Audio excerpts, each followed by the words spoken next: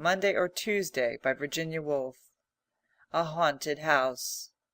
Whatever hour you woke, there was a door shutting.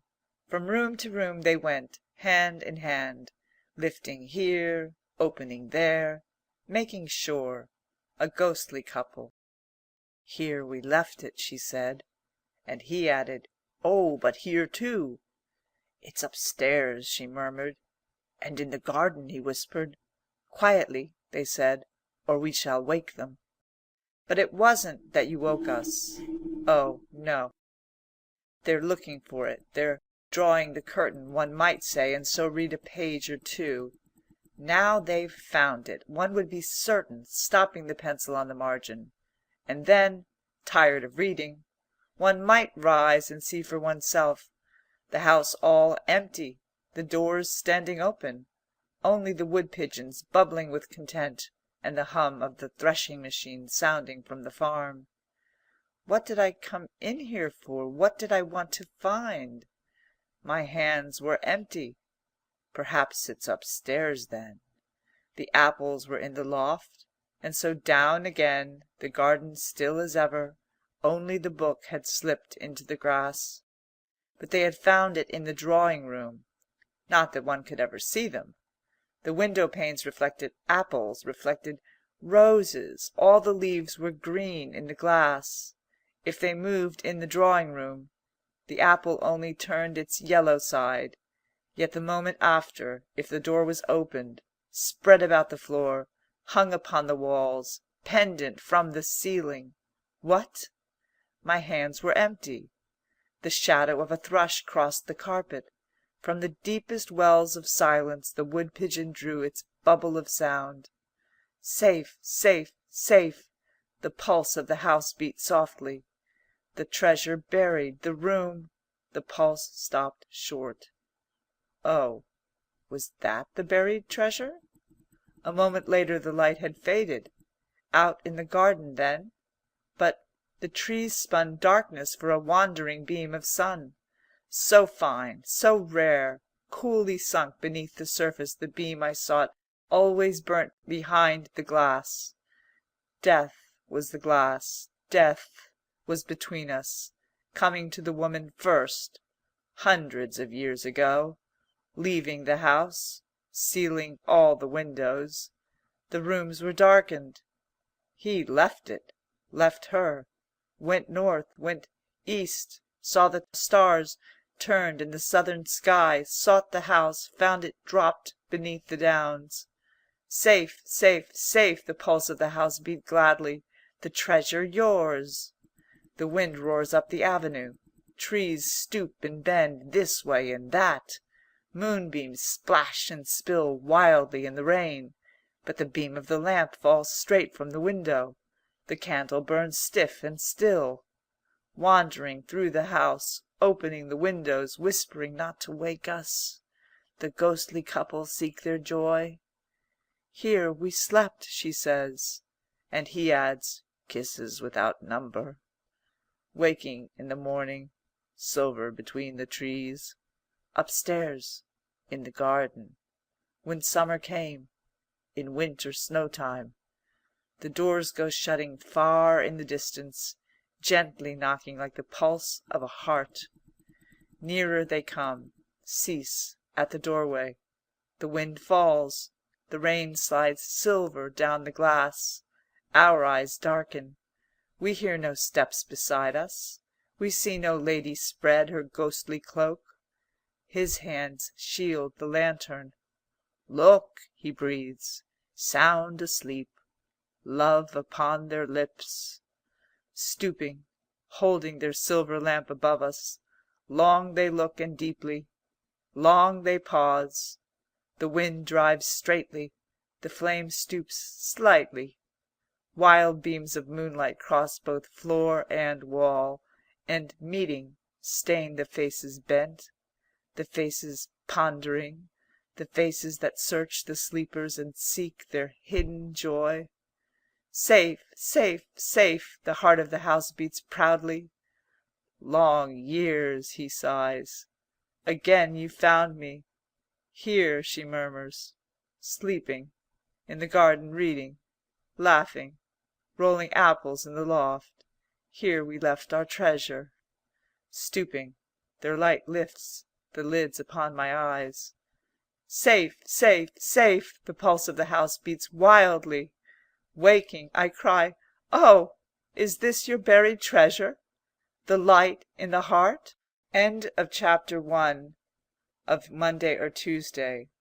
Recording by Liz Morant, Port Richey, Florida. lizmorant@gmail.com.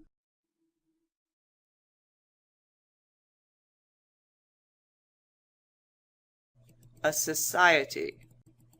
This is how it all came about. 6 or 7 of us were sitting one day after tea. Some were gazing across the street into the windows of a milliner's shop where the light still shone brightly upon scarlet feathers and golden slippers. Others were idly occupied in building little towers of sugar upon the edge of the tea tray. After a time, so far as I can remember, we drew round the fire and began as usual to praise men. How strong, how noble, how brilliant, how courageous, how beautiful they were! How we envied those who by hook or by crook managed to get attached to one for life, when Poll, who had said nothing, burst into tears. Poll, I must tell you, has always been queer. For one thing, her father was a strange man. He left her a fortune in his will, but on condition that she read all the books in the London Library. We comforted her as best we could, but we knew in our hearts how vain it was. For though we like her, Poll is no beauty, leaves her shoelaces untied, and must have been thinking, while we praised men, that not one of them would ever wish to marry her. At last she dried her tears. For some time we could make nothing of what she said. Strange enough it was, in all conscience. She told us that, as we knew, she spent most of her time in the London Library, reading. She had begun, she said, with English literature on the top floor, and was steadily working her way down to the Times on the bottom. And now half, or perhaps only a quarter way through, a terrible thing had happened. She could read no more. Books were not what we thought them. Books, she cried, rising to her feet and speaking with an intensity of desolation which I shall never forget, are for the most part unutterably bad. Of course we cried out, Shakespeare wrote books, and Milton and Shelley. Oh yes, she interrupted us. You've been well taught, I can see, but you are not members of the London Library. Here her sobs broke forth anew. At length, recovering a little, she opened one of the pile of books which she always carried about with her. From a Window, or In a Garden, or some such name as that it was called, and it was written by a man called Benton or Henson or something of that kind. She read the first few pages. We listened in silence. But that's not a book, someone said. So she chose another. This time it was a history, but I have forgotten the writer's name. Our trepidation increased as she went on. Not a word of it seemed to be true, and the style in which it was written was execrable. Poetry, poetry, we cried, impatiently. Read us poetry. I cannot describe the desolation which fell upon us as she opened a little volume and mouthed out the verbose, sentimental foolery which it contained. It must have been written by a woman, one of us urged. But no, she told us that it was written by a young man, one of the most famous poets of the day. I leave you to imagine what the shock of the discovery was. Though we all cried and begged her to read no more, she persisted and read us extracts from the lives of the Lord Chancellors. When she had finished, Jane, the eldest and wisest of us, rose to her feet and said that she for one was not convinced. Why, she asked, if men write such rubbish as this, should our mothers have wasted their youth in bringing them into the world? We were all silent, and in the silence poor Poll could be heard sobbing out, Why did my father teach me to read? Clorinda was the first to come to her senses. It's all our fault, she said. Every one of us knows how to read, but no one save Poll has ever taken the trouble to do it. I, for one, have taken it for granted that it was a woman's duty to spend her youth in bearing children. I venerated my mother for bearing 10, still more my grandmother for bearing 15. It was, I confess, my own ambition to bear 20. We have gone on all these ages supposing that men were equally industrious and that their works were of equal merit. While we have borne the children, they, we supposed, have borne the books and the pictures. We have populated the world, they have civilized it. But now that we can read, what prevents us from judging the results? Before we bring another child into the world, we must swear that we will find out what the world is like. So we made ourselves into a society for asking questions. One of us was to visit a man of war. Another was to hide herself in a scholar's study. Another was to attend a meeting of businessmen, while all were to read books, look at pictures, go to concerts, keep our eyes open in the streets, and ask questions perpetually. We were very young. You can judge of our simplicity when I tell you that before parting that night we agreed that the objects of life were to produce good people and good books. Our questions were to be directed to finding out how far these objects were now attained by men.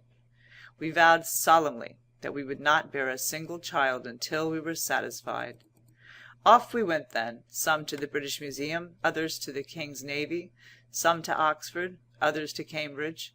We visited the Royal Academy and the Tate, heard modern music in concert rooms, went to the law courts and saw new plays. No one dined out without asking her partner certain questions and carefully noting his replies. At intervals we met together and compared our observations. Oh, those were merry meetings. Never have I laughed so much as I did when Rose read her notes upon honor and described how she had dressed herself as an Ethiopian prince and gone aboard one of His Majesty's ships. Discovering the hoax, the captain visited her, now disguised as a private gentleman, and demanded that honor should be satisfied. "But how?" she asked. "How?" he bellowed. "With the cane, of course." Seeing that he was beside himself with rage, and expecting that her last moment had come, she bent over and received, to her amazement, 6 light taps upon the behind. "The honour of the British Navy is avenged!" she cried, and raising herself she saw him with the sweat pouring down his face, holding out a trembling right hand. "Away!" she exclaimed, striking an attitude and imitating the ferocity of his own expression. "My honour has still to be satisfied." "Spoken like a gentleman," he returned, and fell into profound thought. If 6 strokes avenged the honour of the King's Navy, he mused, how many avenged the honour of a private gentleman? He said he would prefer to lay the case before his brother officers. She replied haughtily that she could not wait. He praised her sensibility. "Let me see," he cried suddenly, "did your father keep a carriage?" "No," she said. "Or a riding horse?" "We had a donkey," she bethought her, "which drew the mowing machine." At this his face lighted. "My mother's name," she added. "For God's sake, man, don't mention your mother's name," he shrieked, trembling like an aspen and flushing to the roots of his hair. And it was 10 minutes at least before she could induce him to proceed. At length he decreed that if she gave him 4 strokes and a half in the small of the back at a spot indicated by himself, the half conceded, he said, in recognition of the fact that her great-grandmother's uncle was killed at Trafalgar. It was his opinion that her honour would be as good as new. This was done. They retired to a restaurant, drank 2 bottles of wine for which he insisted upon paying, parted with protestations of eternal friendship. Then we had Fanny's account of her visit to the law courts. At her first visit she had come to the conclusion that the judges were either made of wood or were impersonated by large animals resembling man, who had been trained to move with extreme dignity, mumble, and nod their heads. To test her theory she had liberated a handkerchief of bluebottles at the critical moment of a trial, but was unable to judge whether the creatures gave signs of humanity, for the buzzing of the flies induced so sound a sleep that she only woke in time to see the prisoners led into the cells below. But from the evidence she brought we voted that it is unfair to suppose that the judges are men. Helen went to the Royal Academy, but when asked to deliver her report upon the pictures she began to recite from a pale blue volume. "Oh, for the touch of a vanished hand and the sound of a voice that is still. Home is the hunter, home from the hill. He gave his bridle reins a shake. Love is sweet, love is brief. Spring, the fair spring, is the year's pleasant king. Oh, to be in England now that April's there. Men must work, and women must weep. The path of duty is the way to glory. We could listen to no more of this gibberish. "We want no more poetry," we cried. "Daughters of England," she began, but here we pulled her down, a vase of water getting spilt over her in the scuffle. "Thank God!" she exclaimed, shaking herself like a dog. "Now I'll roll on the carpet and see if I can't brush off what remains of the Union Jack. Then perhaps—" Here she rolled energetically. Getting up, she began to explain to us what modern pictures are like, when Castalia stopped her. "What is the average size of a picture?" she asked. "Perhaps 2 feet by 2.5", she said. Castalia made notes while Helen spoke, and when she had done and we were trying not to meet each other's eyes, rose and said, "At your wish I spent last week at Oxbridge disguised as a charwoman. I thus had access to the rooms of several professors, and will now attempt to give you some idea. Only," she broke off, "I can't think how to do it. It's all so queer. These professors," she went on, "live in large houses built round grass plots, each in a kind of cell by himself. Yet they have every convenience and comfort. You have only to press a button or light a little lamp. Their papers are beautifully filed. Books abound. There are no children or animals, save 6 stray cats and 1 aged bullfinch, a cock, I remember." She broke off. "An aunt of mine who lived at Dulwich and kept cactuses. You reached the conservatory through the double drawing-room, and there, on the hot pipes, were dozens of them, ugly, squat, bristly little plants, each in a separate pot. Once in 100 years the aloe flowered, so my aunt said, but she died before that happened." We told her to keep to the point. "Well," she resumed, "when Professor Hobkin was out, I examined his life work. An edition of Sappho. It's a queer-looking book, 6 or 7 inches thick, not all by Sappho. Oh, no!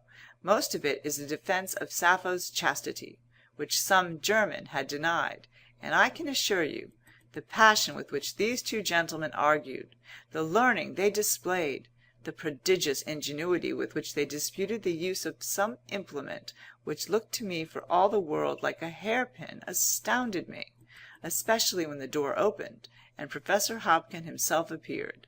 A very nice, mild, old gentleman, but what could he know about chastity?" We misunderstood her. "No, no," she protested. "He's the soul of honour, I'm sure. Not that he resembles Rose's sea captain in the least. I was thinking rather of my aunt's cactuses. What could they know about chastity?" Again we told her not to wander from the point. Did the Oxbridge professors help to produce good people and good books, the objects of life? "There," she exclaimed, "it never struck me to ask. It never occurred to me that they could possibly produce anything." "I believe," said Sue, "that you made some mistake. Probably Professor Hobkin was a gynecologist. A scholar is a very different sort of man. A scholar is overflowing with humour and invention. Perhaps addicted to wine, but what of that? A delightful companion, generous, subtle, imaginative, as stands to reason, for he spends his life in company with the finest human beings that have ever existed." "Hum," said Castalia, "perhaps I'd better go back and try again." Some 3 months later it happened that I was sitting alone when Castalia entered. I don't know what it was in the look of her that so moved me, but I could not restrain myself, and dashing across the room I clasped her in my arms. Not only was she very beautiful, she seemed also in the highest spirits. "How happy you look!" I exclaimed, as she sat down. "I've been at Oxbridge," she said. "Asking questions?" "Answering them," she replied. "You have not broken our vow," I said anxiously, noticing something about her figure. "Oh, the vow," she said casually. "I'm going to have a baby, if that's what you mean. You can't imagine," she burst out, "how exciting, how beautiful, how satisfying—" "What is?" I asked. To answer questions," she replied in some confusion, whereupon she told me the whole of her story, but in the middle of an account which interested and excited me more than anything I had ever heard, she gave the strangest cry, half whoop, half hulloa. "Chastity, chastity, where's my chastity?" she cried. "Help, ho, the scent bottle!" There was nothing in the room but a cruet containing mustard, which I was about to administer when she recovered her composure. "You should have thought of that 3 months ago," I said severely. "True," she replied. "There's not much good in thinking of it now. It was unfortunate, by the way, that my mother had me called Castalia." "Oh, Castalia, your mother. I was beginning when she reached for the mustard pot. "No, no, no," she said, shaking her head. "If you'd been a chaste woman yourself you would have screamed at the sight of me, instead of which you rushed across the room and took me in your arms. No, Cassandra, we are neither of us chaste." So we went on talking. Meanwhile the room was filling up, for it was the day appointed to discuss the results of our observations. Everyone, I thought, felt as I did about Castalia. They kissed her and said how glad they were to see her again. At length, when we were all assembled, Jane rose and said that it was time to begin. She began by saying that we had now asked questions for over 5 years, and that though the results were bound to be inconclusive, here Castalia nudged me and whispered that she was not so sure about that. Then she got up, and interrupting Jane in the middle of a sentence, said, "Before you say any more, I want to know, am I to stay in the room? Because," she added, "I have to confess that I am an impure woman." Everyone looked at her in astonishment. "You are going to have a baby?" asked Jane. She nodded her head. It was extraordinary to see the different expressions on their faces. A sort of hum went through the room, in which I could catch the words impure, baby, Castalia, and so on. Jane, who was herself considerably moved, put it to us. "Shall she go? Is she impure?" Such a roar filled the room as might have been heard in the street outside. "No, no, no, let her stay. Impure? Fiddlesticks!" Yet I fancied that some of the youngest girls of 19 or 20 held back as if overcome with shyness.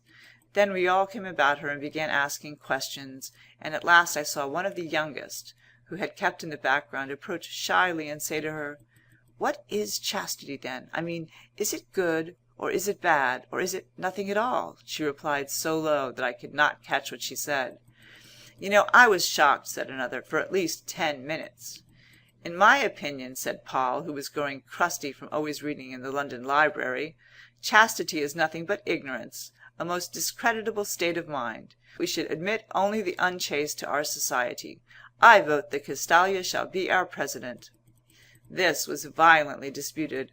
"It is as unfair to brand women with chastity as with unchastity," said Paul. "Some of us haven't the opportunity either. Moreover, I don't believe Cassie herself maintains that she acted as she did from a pure love of knowledge." "He is only 21 and divinely beautiful," said Cassie, with a ravishing gesture. "I move," said Helen, "that no one be allowed to talk of chastity or unchastity save those who are in love."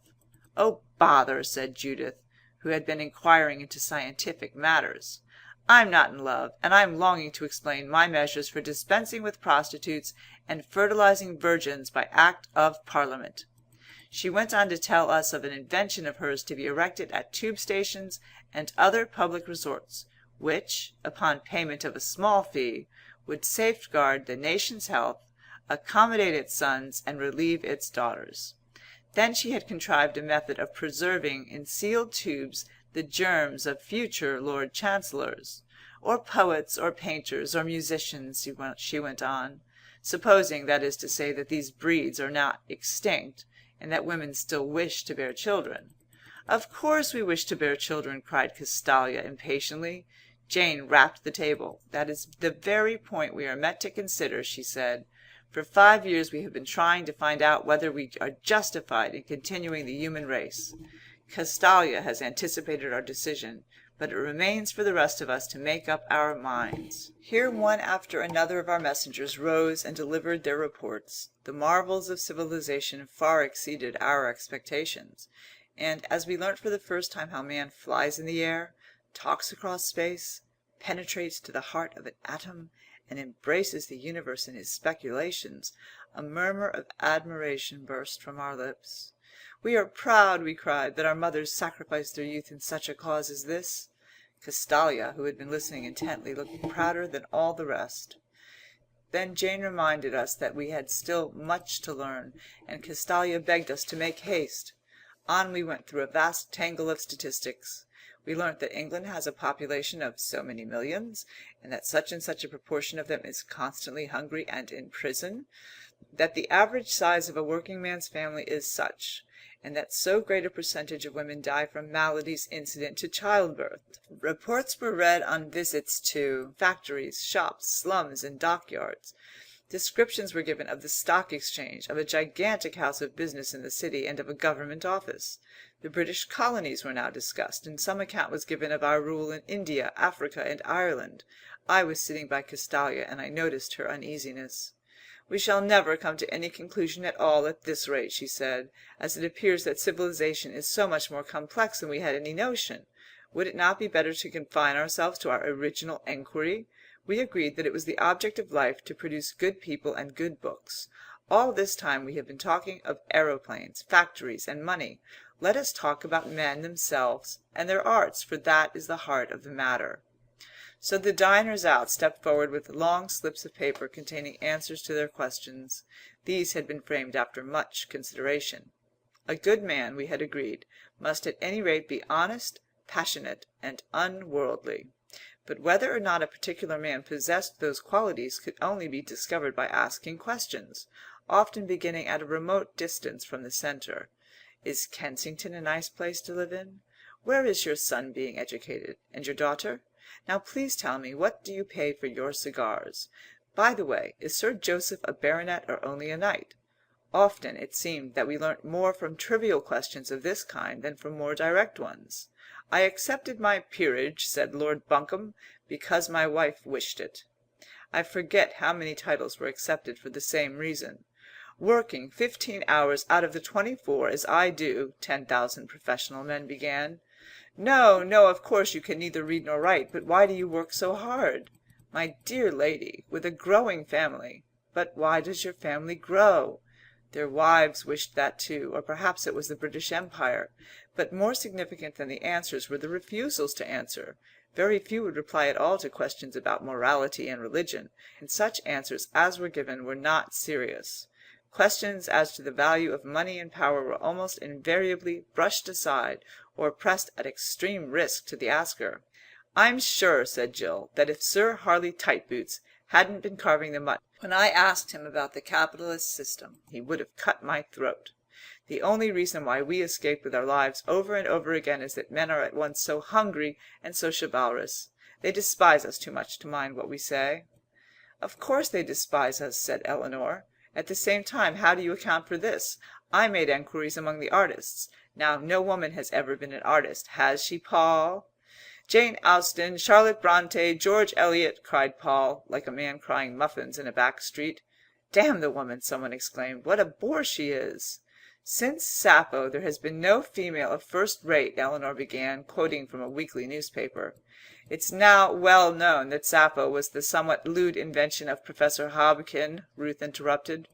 "Anyhow, there is no reason to suppose that any woman ever has been able to write or ever will be able to write," Eleanor continued. "And yet, whenever I go among authors they never cease to talk to me about their books. Masterly, I say, or Shakespeare himself, for one must say something, and I assure you they believe me." "That proves nothing," said Jane. "They all do it, only," she sighed, "it doesn't seem to help us much. Perhaps we had better examine modern literature next. Liz, it's your turn." Elizabeth rose and said that in order to prosecute her inquiry she had dressed as a man and been taken for a reviewer.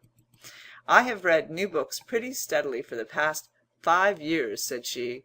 "Mr. Wells is the most popular living writer. Then comes Mr. Arnold Bennett. Then Mr. Compton Mackenzie. Mr. McKenna and Mr. Walpole may be bracketed together." She sat down. "But you've told us nothing," we expostulated. "Or do you mean that these gentlemen have greatly surpassed Jane Elliott, and that English fiction is what's that? Where's that review of yours? Oh yes, safe in their hands?" "Safe, quite safe," she said, shifting uneasily from foot to foot. "And I'm sure that they give away even more than they receive." We were all sure of that. "But," we pressed her, "do they write good books?" "Good books," she said, looking at the ceiling. "You must remember," she began, speaking with extreme rapidity, "that fiction is the mirror of life, and you can't deny that education is of the highest importance, and that it would be extremely annoying if you found yourself alone at Brighton late at night, not to know which was the best boarding house to stay at. And suppose it was a dripping Sunday evening. Wouldn't it be nice to go to the movies?" "But what has that got to do with it?" we asked. "Nothing whatever," she replied. "Well, tell us the truth," we bade her. "The truth? But isn't it wonderful?" she broke off. "Mr. Chitter has written a weekly article for the past 30 years upon love or hot buttered toast, and has sent all his sons to Eton." "The truth!" we demanded. "Oh, the truth," she stammered. "The truth has nothing to do with literature." And sitting down, she refused to say another word. It all seemed to us very inconclusive. "Ladies, we must try to sum up the results," Jane was beginning, when a hum, which had been heard for some time through the open window, drowned her voice. "War! War! War! Declaration of war!" men were shouting in the street below. We looked at each other in horror. "What war?" we cried. "What war?" We remembered, too late, that we had never thought of sending anyone to the House of Commons. We had forgotten all about it. We turned to Poll, who had reached the history shelves in the London Library, and asked her to enlighten us. "Why," we cried, "do men go to war?" "Sometimes for one reason, sometimes for another," she replied calmly. "In 1760, for example." The shouts outside drowned her words. "Again, in 1797. In 1804, it was the Austrians. In 1866 to 1870 was the Franco-Prussian. In 1900, on the other hand—" "But it's now 1914," we cut her short. "Ah, I don't know what they're going to war for now," she admitted. The war was over, and peace was in process of being signed, when I once more found myself with Castalia in the room where our meetings used to be held. We began idly turning over the pages of our old minute books. Queer, I mused, to see what we were thinking 5 years ago.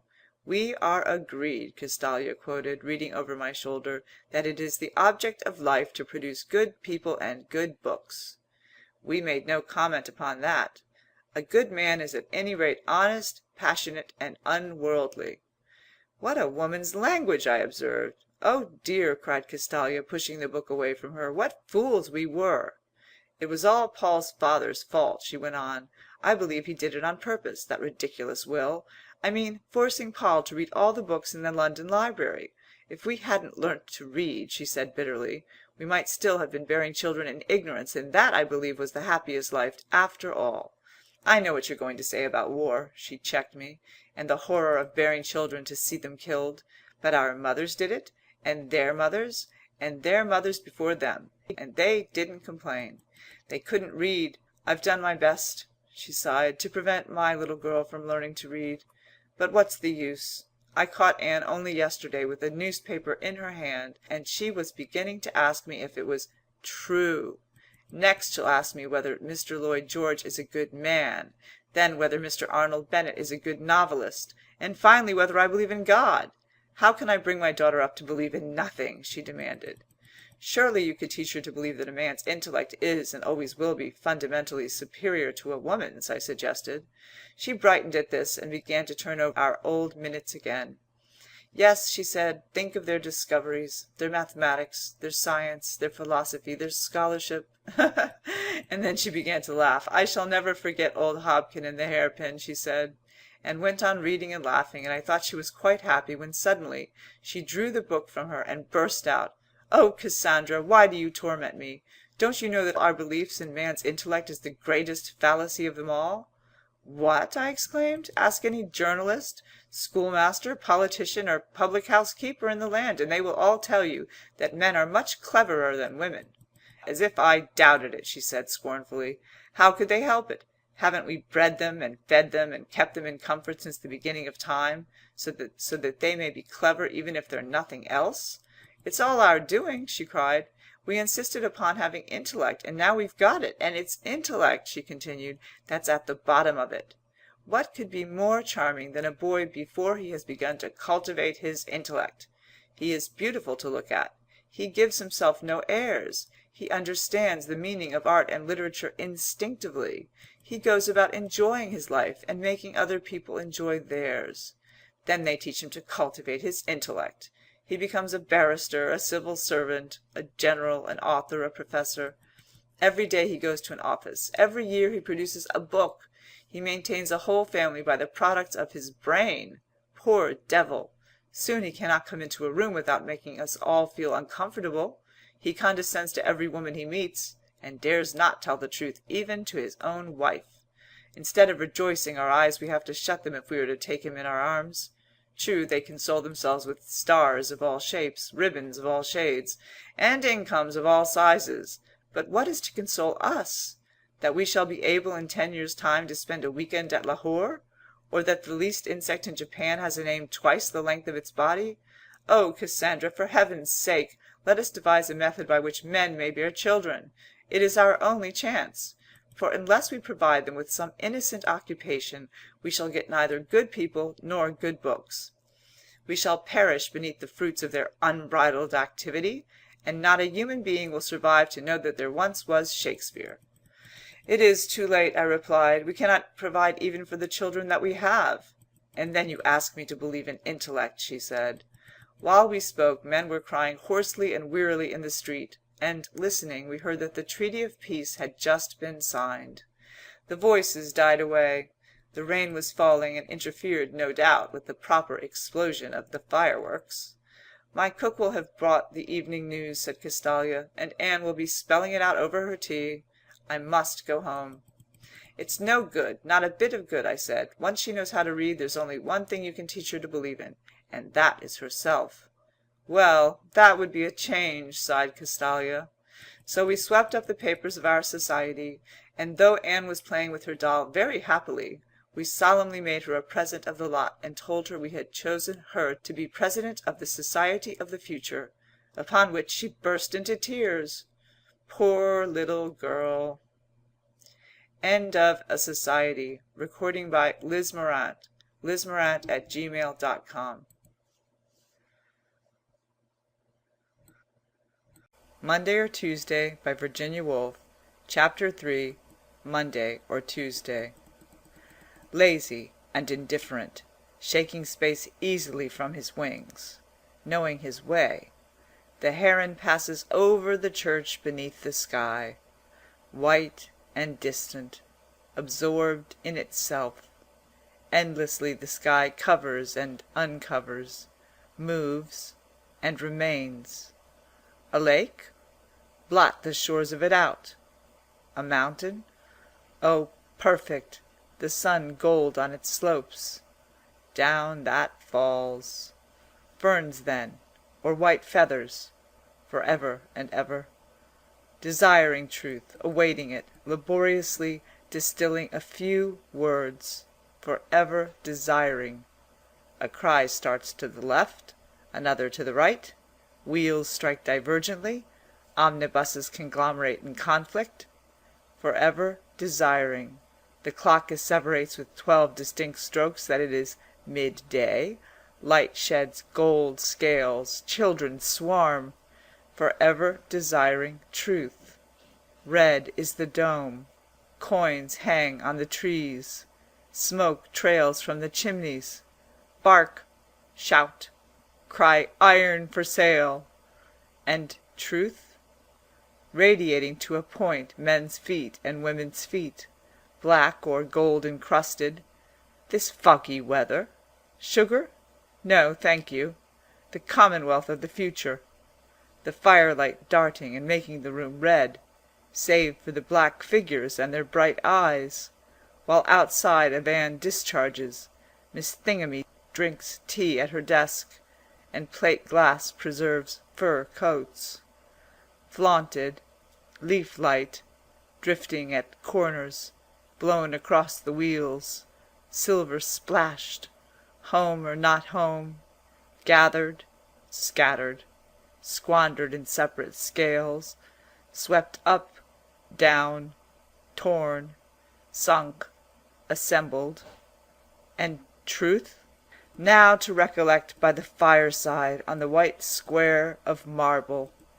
From ivory depths words rising shed their blackness, blossom, and penetrate. Fall in the book, in the flame, in the smoke, in the momentary sparks, or now voyaging, the marble square pendant, minarets beneath, and the Indian seas, while space rushes blue and stars glint. Truth? Or now, content with closeness. Lazy and indifferent, the heron returns. The sky veils her stars. Then bears them. End of chapter 3 of Monday or Tuesday. Reading by Elizabeth Morant.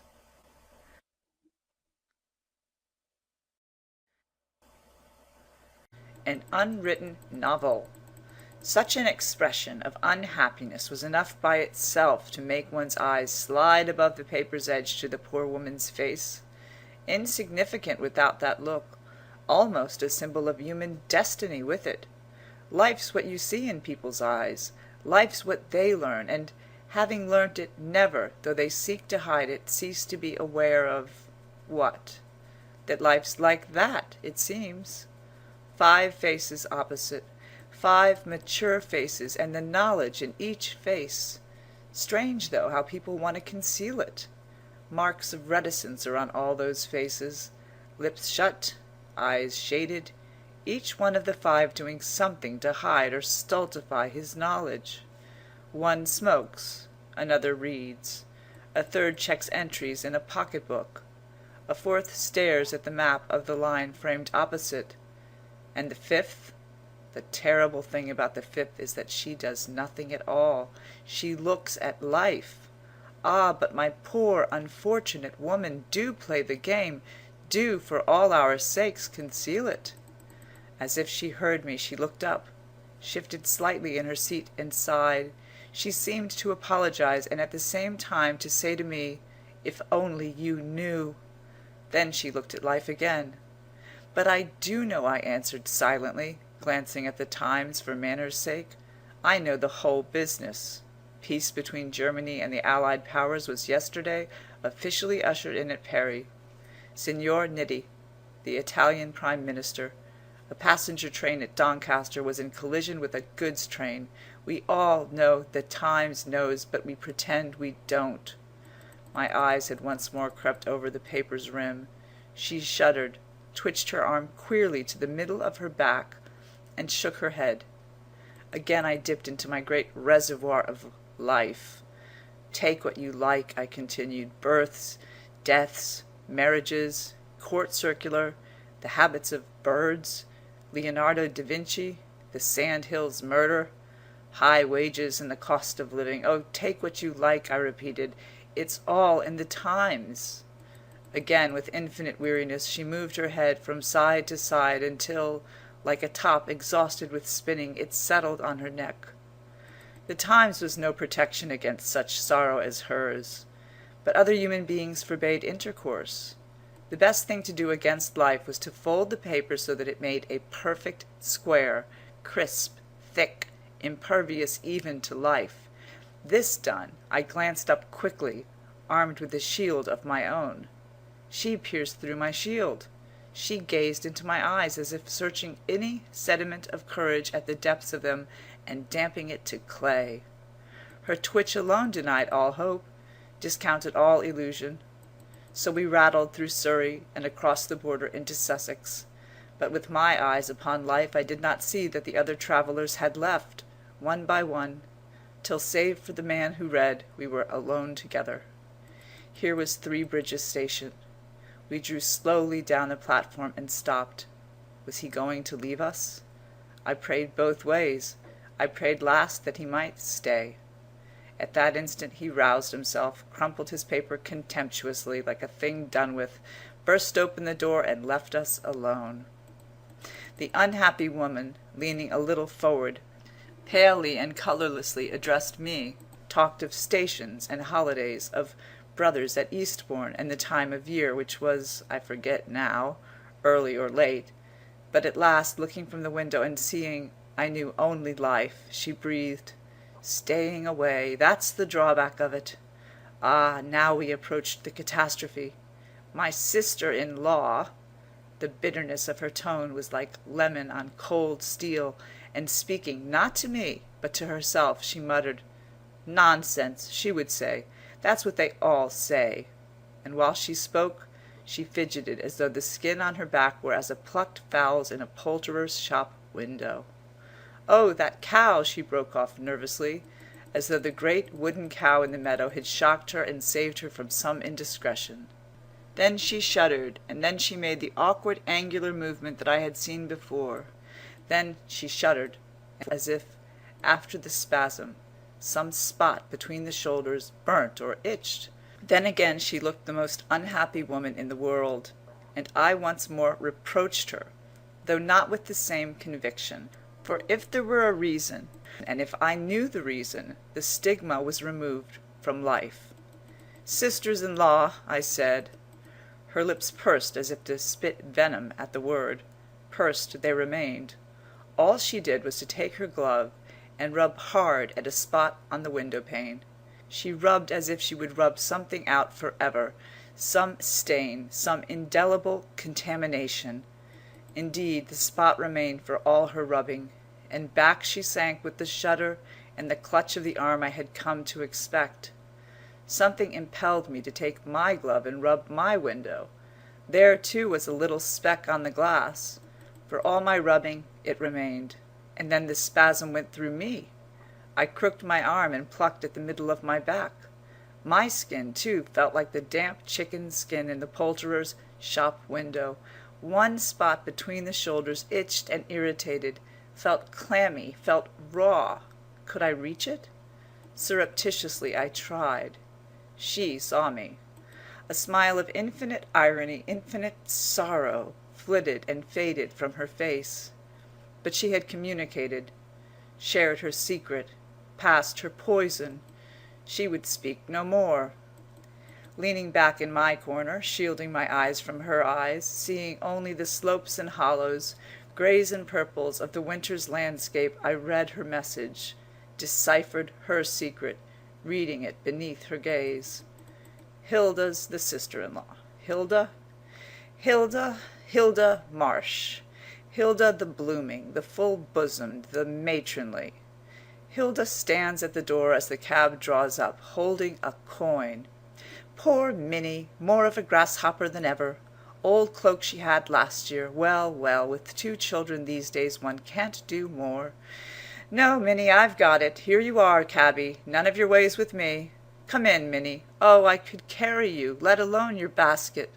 So they go into the dining room. Aunt Minnie, children. Slowly the knives and forks sink from the upright. Down they get, Bob and Barbara. Hold out hands stiffly, back again to their chairs, staring between the resumed mouthfuls. But this we'll skip. Ornaments, curtains, trefoil china plate, yellow oblongs of cheese, white squares of biscuit. Skip. Oh, but wait. Halfway through luncheon, one of those shivers. Bob stares at her, spoon in mouth. Get on with your pudding, Bob. But Hilda disapproves. Why should she twitch? Skip, skip, till we reach the landing on the upper floor. Stairs brass-bound, linoleum worn. Oh, yes. Little bedroom looking out over the roofs of Eastbourne, zigzagging roofs like the spines of caterpillars, this way, that way, striped red and yellow with blue-black slating. Now Minnie. The doors shut. Hilda heavily descends to the basement. You unstrap the straps of your basket, lay on the bed a meagre nightgown, stand side by side furred felt slippers. The looking-glass? No. You avoid the looking-glass. Some methodical disposition of hat-pins. Perhaps the shell box has something in it? You shake it. It's the pearl stud there was last year. That's all. And then the sniff, the sigh, the sitting by the window, 3 o'clock on a December afternoon, the rain drizzling, one light low in the skylight of a drapery emporium, another high in a servant's bedroom. This one goes out. That gives her nothing to look at. A moment's blankness, then, what are you thinking? Let me peep across at her opposite. She's asleep or pretending it. So what would she think about sitting at the window at 3 o'clock in the afternoon? Health, money, hills, her God? Yes, sitting on the very edge of the chair looking over the roofs of Eastbourne, Minnie Marsh prays to God. That's all very well, and she may rub the pane too, as though to see God better. But what God does she see? Who's the God of Minnie Marsh? the god of the back streets of Eastbourne, the god of 3 o'clock in the afternoon. I, too, see roofs, I see sky, but, oh dear, this seeing of gods! More like President Kruger than Prince Albert. That's the best I can do for him, and I see him on a chair, in a black frock coat. Not so very high up either. I can manage a cloud or two for him to sit on, and then his hand trailing in the cloud holds a rod, a truncheon is it, black, thick, thorned, a brutal old bully, Minnie's God. Did he send the itch and the patch and the twitch? Is that why she prays? What she rubs on the window is the stain of sin. Oh, she committed some crime. I have my choice of crimes. The woods flit and fly. In summer there are bluebells. In the opening there, when spring comes, primroses. A parting, was it, 20 years ago? Vows broken? Not Minnie's. She was faithful. How she nursed her mother. All her savings on the tombstone. Wreaths under glass. Daffodils in jars. But I'm off the track. A crime. They would say she kept her sorrow, suppressed her secret, her sex, they'd say, the scientific people. But what flummery to saddle her with sex! No, more like this. Passing down the streets of Croydon 20 years ago, the violet loops of ribbon in the draper's window spangled in the electric light catch her eye. She lingers, past 6. Still by running she can reach home. She pushes through the glass swing door. It's sale time. Shallow trays brim with ribbons. She pauses, pulls this, fingers that with the raised roses on it. No need to choose, no need to buy, and each tray with its surprises. We don't shut till 7, and then it is 7. She runs, she rushes, home she reaches, but too late. Neighbors, the doctor, baby brother, the kettle scalded, hospital, dead, or only the shock of it, the blame? Ah, but the detail matters nothing. It's what she carries with her. The spot, the crime, the thing to expiate, always there between her shoulders. Yes, she seems to nod to me, it's the thing I did. Whether you did, or what you did, I don't mind. It's not the thing I want. The draper's window looped with violet, that'll do. A little cheap, perhaps, a little commonplace, since one has a choice of crimes. But then so many. Let me peep across again. Still sleeping or pretending sleep. White, worn, the mouth closed, a touch of obstinacy, more than one would think, no hint of sex. So many crimes aren't your crime. Your crime was cheap, only the retribution solemn, for now the church door opens, the hard wooden pew receives her, on the brown tiles she kneels, every day, winter, summer, dusk, dawn, there she's at it, praise. All her sins fall, fall, forever fall. The spot receives them. It's raised, it's red, it's burning. Next she twitches. Small boys point. Bob at lunch today. But elderly women are the worst. Indeed, now you can't sit praying any longer. Kruger's sunk beneath the clouds, washed over as with a painter's brush of liquid grey, to which he adds a tinge of black. Even the tip of the truncheon gone now. That's what always happens.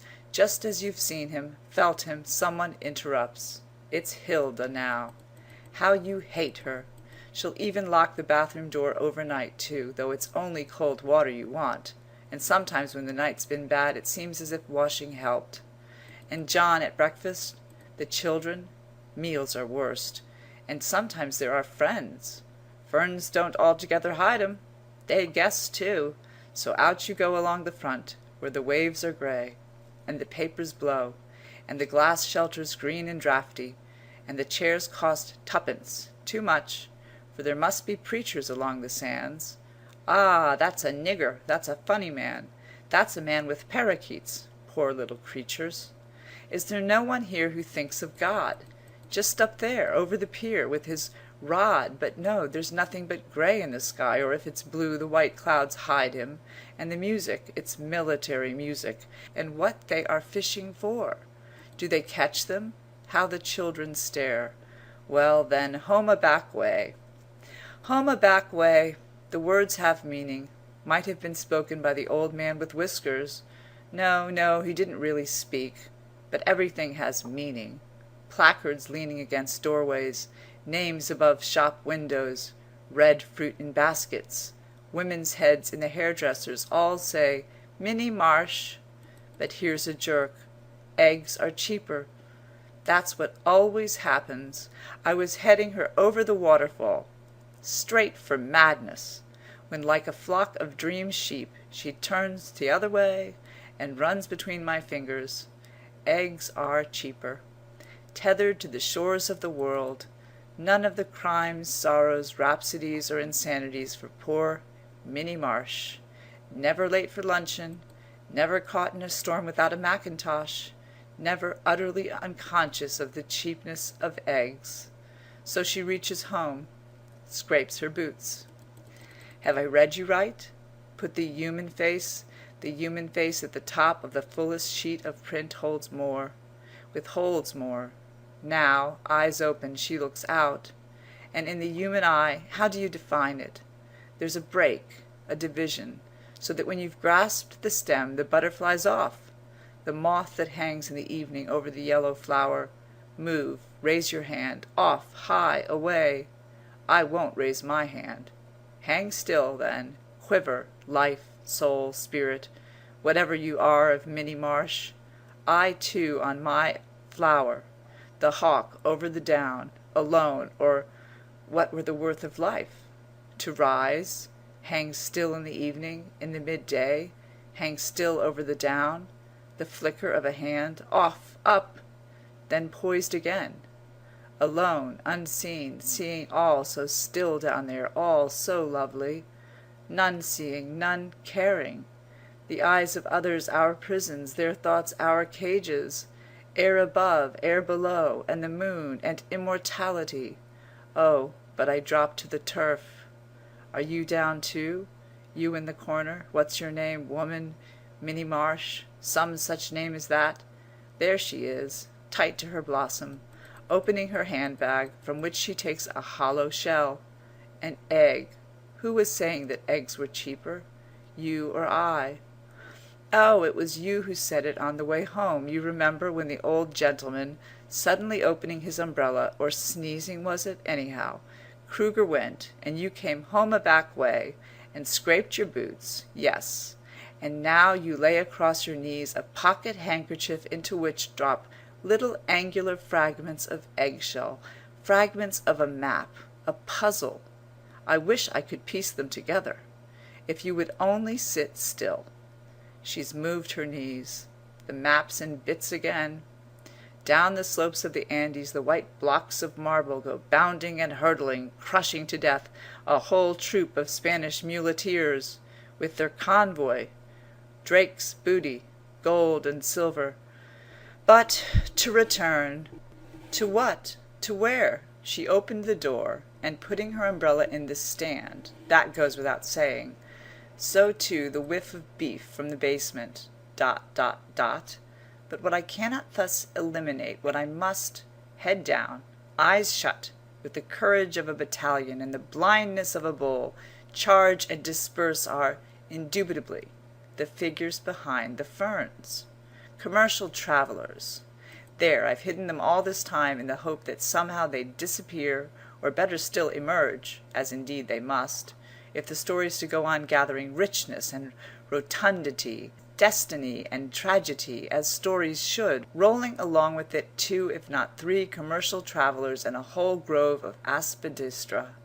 The fronds of the aspidistra only partly conceal the commercial traveller. Rhododendrons would conceal him utterly, and into the bargain give me my fling of red and white, for which I starve and strive. But rhododendrons in Eastbourne, in December, on the Marshes' table. No, I dare not. It's all a matter of crusts and cruets, frills and ferns. Perhaps there'll be a moment later by the sea.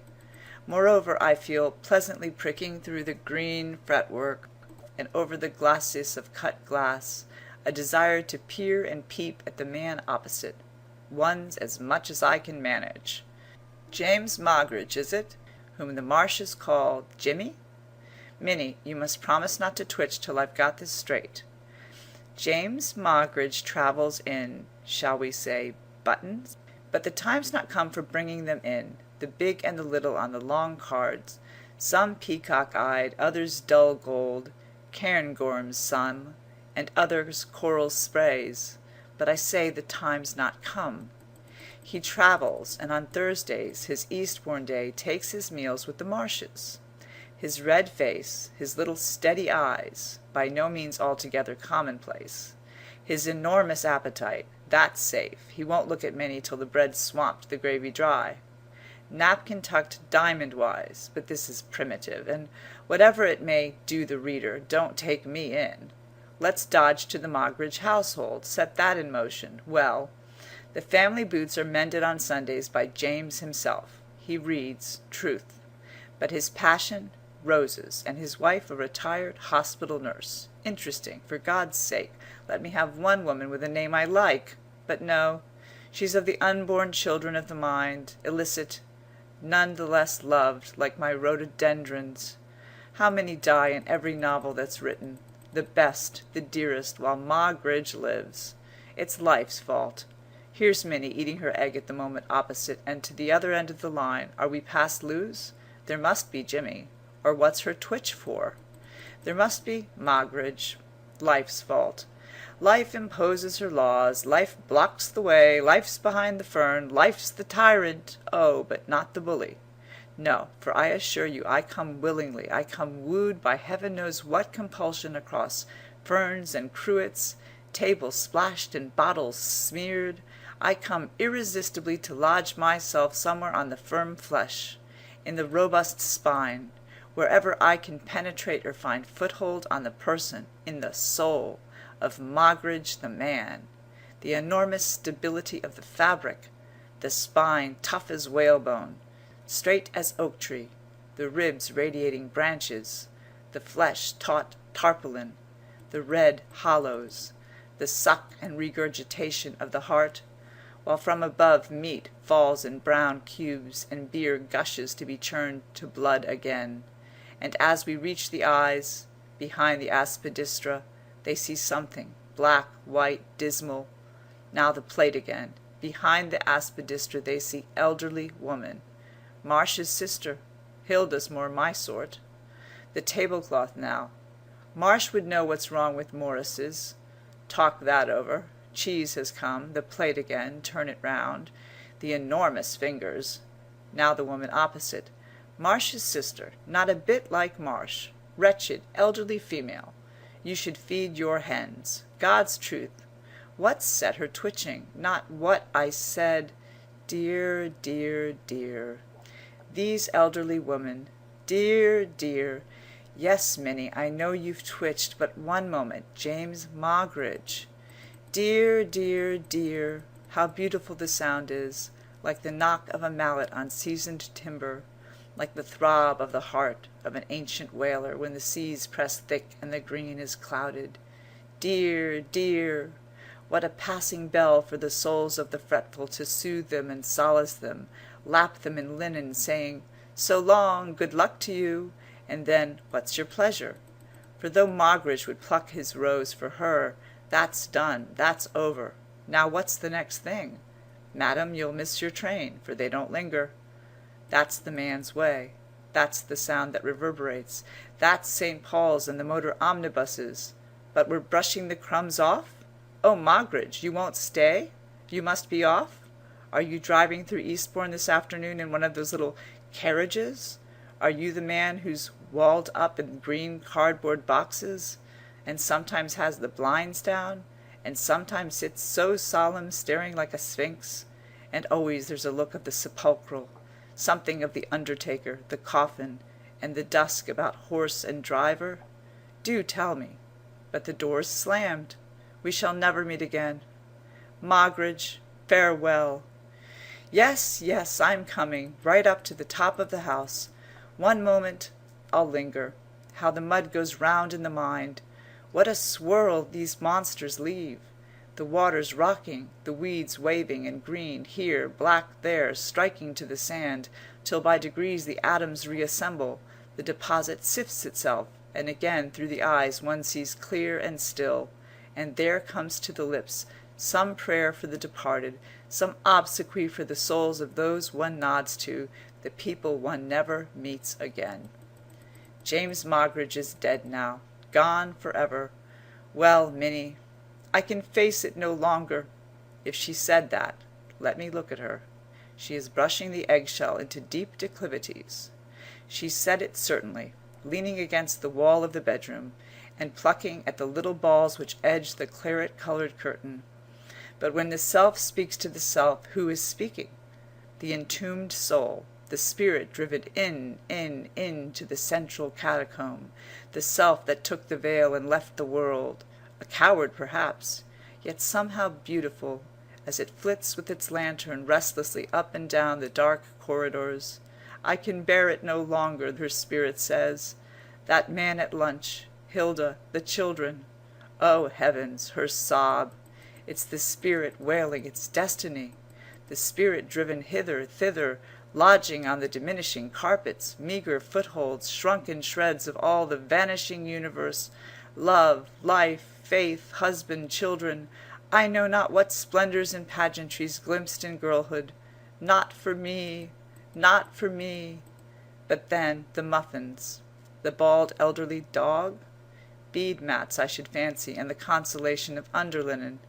If Minnie Marsh were run over and taken to hospital, nurses and doctors themselves would exclaim, "There's the vista and the vision, there's the distance, the blue blot at the end of the avenue, while, after all, the tea is rich, the muffin hot, and the dog, 'Benny, to your basket, sir, and see what mother's brought you.'" So, taking the glove with the worn thumb, defying once more the encroaching demon of what's called going in holes, you renew the fortifications, threading the grey wool, running it in and out, across and over, spinning a web through which God himself, hush, don't think of God, how firm the stitches are. You must be proud of your darning. Let nothing disturb her. Let the light fall gently, and the clouds show an inner vest of the first green leaf. Let the sparrow perch on the twig and shake the raindrop hanging to the twig's elbow. Why look up? Was it a sound, a thought? Oh, heavens! Back again to the thing you did. The plate glass with the violet loops? But Hilda will come. Ignominies, humiliations, oh! Close the breach. Having mended her glove, Minnie Marsh lays it in the drawer. She shuts the drawer with decision. I catch sight of her face in the glass. Lips are pursed, chin held high. Next she laces her shoes. Then she touches her throat. What's your brooch? Mistletoe or merrythought? And what is happening? Unless I'm much mistaken, the pulses quicken, the moment's coming, the threads are racing. Niagara's ahead. Here's the crisis. Heaven be with you. Down she goes. Courage, courage. Face it. Be it. For God's sake, don't wait on the mat now. There's the door. I'm on your side. Speak. Confront her. Confound her soul. Oh, I beg your pardon. Yes, this is Eastbourne. I'll reach it down for you. Let me try the handle. But, Minnie, though we keep up pretenses, I've read you right. I'm with you now. That's all your luggage? Much obliged, I'm sure. But why do you look about you? Hilda won't come to the station, nor John, and Moggridge is driving at the far side of Eastbourne. I'll wait by my bag, ma'am. That's safest. He said he'd meet me. Oh, there he is. That's my son. So they walk off together.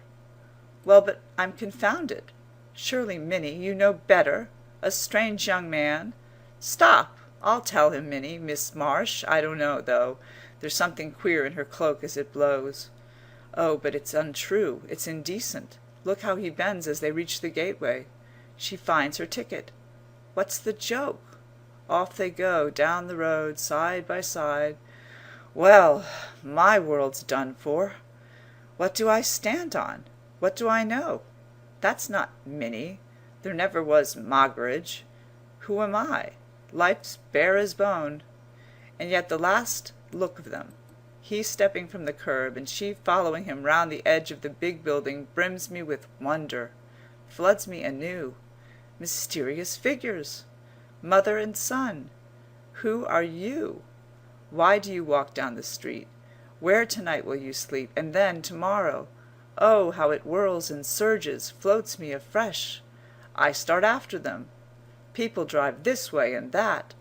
The white light splutters and pours. Plate glass windows, carnations, chrysanthemums, ivy in dark gardens, milk carts at the door. Wherever I go, mysterious figures, I see you, turning the corner, mothers and sons. You, you, you. I hasten, I follow. This, I fancy, must be the sea. Grey is the landscape, dim as ashes. The water murmurs and moves. If I fall on my knees, if I go through the ritual, the ancient antics, it's you, unknown figures, you I adore. If I open my arms, it's you I embrace, you I draw to me. Adorable world. End of An Unwritten Novel. Recording by Liz Morant. lizmorant@gmail.com.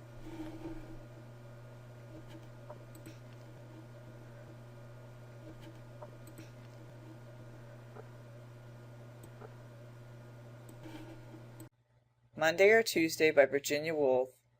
Chapter 5. The String Quartet. Well, here we are, and if you cast your eye over the room you will see that tubes and trams and omnibuses, private carriages not a few, even, I venture to believe, landaus with bays in them, have been busy at it, weaving threads from one end of London to the other. Yet I begin to have my doubts.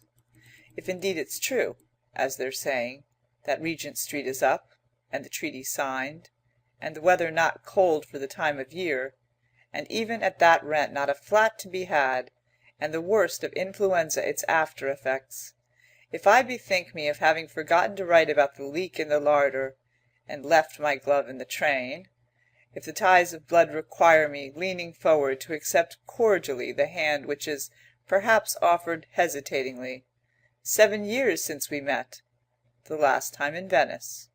And where are you living now? Well, the late afternoon suits me the best, though if it weren't asking too much. But I knew you at once. Still, the war made a break. If the mind's shot through by such little arrows, and for human society compels it, no sooner is one launched than another presses forward, if this engenders heat, and in addition they've turned on the electric light, if saying one thing does, in so many cases, leave behind it a need to improve and revise, stirring besides regrets, pleasures, vanities, and desires, if it's all the facts, I mean, and the hats, the fur boas, the gentlemen's swallow-tail coats, and pearl tie-pins that come to the surface, what chance is there? Of what? It becomes every minute more difficult to say why, in spite of everything. I sit here believing I can't now say what, or even remember the last time it happened. Did you see the procession? The king looked cold. No, no, no, but what was it? She's bought a house at Malmesbury. How lucky to find one! On the contrary, it seems to me pretty sure that she, whoever she may be, is damned, since it's all a matter of flats and hats and seagulls, or so it seems to be for 100 people sitting here well dressed, walled in, furred, replete. Not that I can boast, since I too sit passive on a gilt chair, only turning the earth above a buried memory, as we all do, for there are signs, if I'm not mistaken, that we're all recalling something, furtively seeking something. Why fidget? Why so anxious about the sit of cloaks and gloves, whether to button or unbutton? Then watch that elderly face against the dark canvas, a moment ago urbane and flushed, now taciturn and sad, as if in shadow. Was it the sound of the second violin tuning in the anteroom? Here they come, 4 black figures, carrying instruments, and seat themselves facing the white squares under the downpour of light, rest the tips of their bows on the music stand, with a simultaneous movement, lift them, lightly poise them, and, looking across at the player opposite, the first violin counts 1, 2, 3, flourish, spring, burgeon, burst, the pear tree on the top of the mountain, fountains jet, drops descend, but the waters of the Rhone flow swift and deep, race under the arches, and sweep the trailing water leaves, washing shadows over the silver fish. The spotted fish rush down by the swift waters, now swept into an eddy where, it's difficult this, conglomeration of fish all in a pool, leaping, splashing, scraping, sharp fins, and such a boil of current that the yellow pebbles are churned round and round, round and round, free now, rushing downwards, or even somehow ascending in exquisite spirals into the air, curled like thin shavings from under a plane, up and up. How lovely goodness is in those who, stepping lightly, go smiling through the world. Also in jolly old fishwives, squatted under arches, obscene old women, how deeply they laugh and shake and rollick when they walk from side to side. Hum, ha! That's an early Mozart, of course. But the tune, like all his tunes, makes one despair. I mean, hope. What do I mean? That's the worst of music. I want to dance, laugh, eat pink cakes, yellow cakes, drink thin, sharp wine, or an indecent story. Now I could relish that. The older one grows, the more one likes indecency. Ha ha! I'm laughing. What at? You said nothing, nor did the old gentleman opposite. But suppose... Hush! The melancholy river bears us on. When the moon comes through the trailing willow boughs, I see your face. I hear your voice and the birds singing as we pass the osier bed. What are you whispering? Sorrow, sorrow, joy, joy, woven together like reeds in moonlight, woven together, inextricably commingled, bound in pain and strewn in sorrow. Crash! The boat sinks. Rising, the figures ascend, but now leaf-thin, tapering to a dusky wraith, which, fiery-tipped, draws its twofold passion from my heart. For me it sings, unseals my sorrow, thaws compassion, floods with love the sunless world, nor ceasing abates its tenderness, but deftly, subtly weaves in and out until in this pattern, this consummation, the cleft ones unify, soars, sobs, sink to rest, sorrow and joy. Why then grieve? Ask what? Remain unsatisfied? I say all's been settled, yes, laid to rest under a coverlet of rose leaves, falling, falling. Ah, but they cease. One rose leaf, falling from an enormous height, like a little parachute dropped from an invisible balloon, turns, flutters waveringly. It won't reach us. No, I noticed nothing. That's the worst of music, these silly dreams. The second violin was late, you say? There's old Mrs. Munro, feeling her way out, blinder each year, poor woman, on this slippery floor. Eyeless old age, grey-headed sphinx.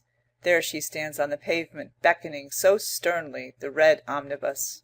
How lovely! How well they play! How! The tongue is but a clapper, simplicity itself. The feathers in the hat next me are bright and pleasing as a child's rattle. The leaf on the plane tree flashes green through the chink in the curtain. Very strange, very exciting. How! Hush! These are the lovers on the grass. If, madam, you will take my hand. Sir, I would trust you with my heart. Moreover, we have left our bodies in the banqueting hall. Those on the turf are the shadows of our souls. Then these are the embraces of our souls. The lemons nod assent. The swan pushes from the bank and floats dreaming into mid-stream. But to return, he followed me down the corridor, and as we turned the corner, trod on the lace of my petticoat. What could I do but cry, "Ah!" and stop to finger it, at which he drew his sword, made passes as if he were stabbing something to death, and cried, "Mad, mad, mad!" Whereupon I screamed, and the prince, who was writing in the large vellum book in the oriel window, came out in his velvet skull-cap and furred slippers, snatched a rapier from the wall, the King of Spain's gift, you know, on which I escaped, flinging on this cloak to hide the ravages to my skirt, to hide... But listen! The horns! The gentleman replies so fast to the lady, and she runs up the scale with such witty exchange of compliment, now culminating in a sob of passion, that the words are indistinguishable, though the meaning is plain enough. Love, laughter, flight, pursuit, celestial bliss, all floated out on the gayest ripple of tender endearment, until the sound of the silver horns, at first far distant, gradually sounds more and more distinctly, as if seneschals were saluting the dawn or proclaiming ominously the escape of the lovers. The green garden, moonlit pool, lemons, lovers, and fish are all dissolved in the opal sky, across which, as the horns are joined by trumpets and supported by clarions, there rise white arches firmly planted on marble pillars. Tramp and trumpeting, clang and clangor, firm establishment, fast foundations, march of myriads, confusion and chaos trod to earth. But this city to which we travel has neither stone nor marble, hangs enduring, stands unshakable, nor does a face, nor does a flag greet or welcome. Leave then to perish your hope, droop in the desert my joy, naked advance, bare are the pillars, auspicious to none, casting no shade, resplendent, severe. Back then I fall, eager no more, desiring only to go, find the street, mark the buildings, greet the apple woman, say to the maid who opens the door, a starry night, good night, good night. You go this way? Alas, I go that. End of the String Quartet. Recording by Liz Morant. lizmorant@gmail.com. Blue and green. Green. The pointed fingers of glass hang downwards. The light slides down the glass and drops a pool of green.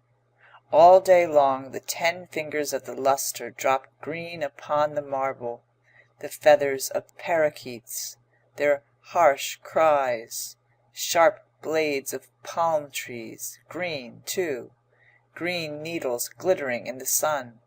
But the hard glass drips onto the marble, the pools hover above the desert sand, the camels lurch through them, the pools settle on the marble, rushes edge them, weeds clog them, here and there a white blossom. The frog flops over. At night the stars are set there unbroken. Evening comes, and the shadow sweeps the green over the mantelpiece, the ruffled surface of ocean. No ships come. The aimless waves sway beneath the empty sky. It's night. The needles drip blots of blue. The green's out. Blue. The snub-nosed monster rises to the surface and spouts through his blunt nostrils 2 columns of water, which, fiery white in the centre, spray off into a fringe of blue beads. Strokes of blue line the black tarpaulin of his hide. Slushing the water through mouth and nostrils, he sings, heavy with water, and the blue closes over him, dousing the polished pebbles of his eyes. Thrown upon the beach he lies, blunt, obtuse, shedding dry blue scales. Their metallic blue stains the rusty iron on the beach. Blue are the ribs of the wrecked rowing boat. A wave rolls beneath the blue bells. But the cathedral's different, cold, incense-laden, faint blue with the veils of Madonnas. End of Blue and Green. Recording by Liz Morant. lizmorant@gmail.com.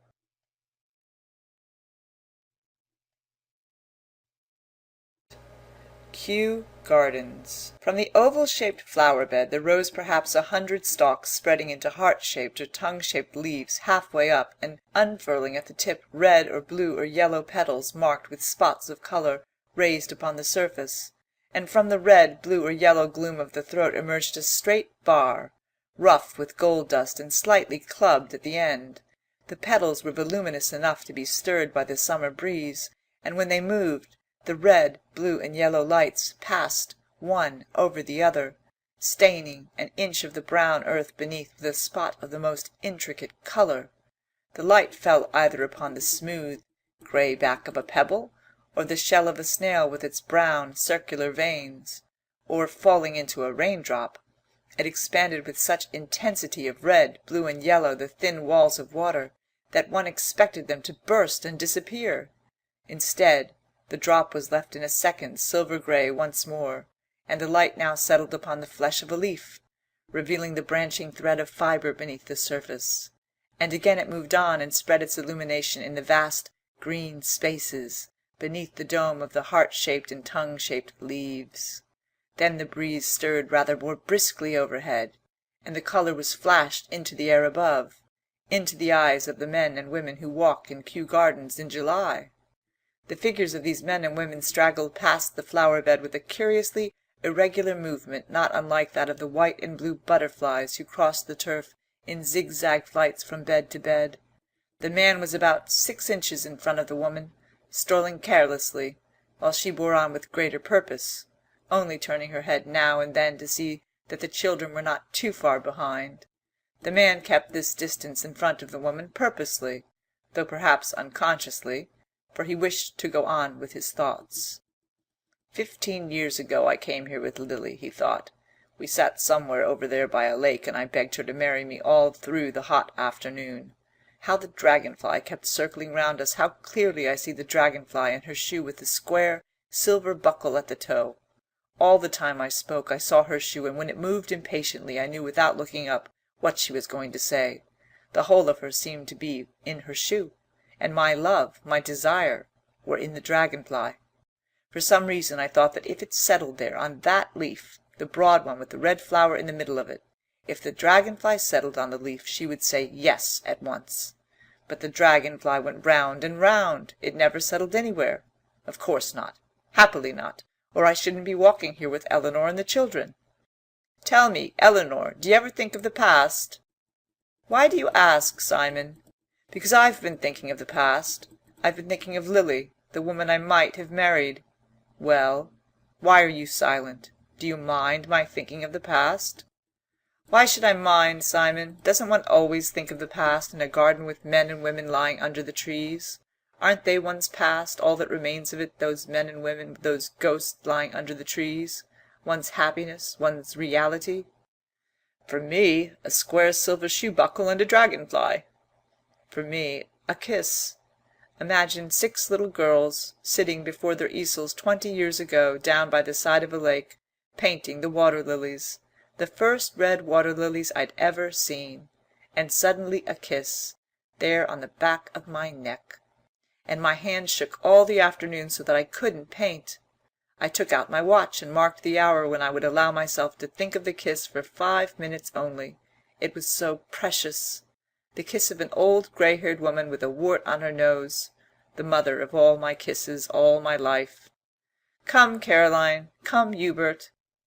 They walked on past the flower-bed, now walking 4 abreast, and soon diminished in size among the trees, and looked half transparent as the sunlight and shade swam over their backs in large, trembling, irregular patches.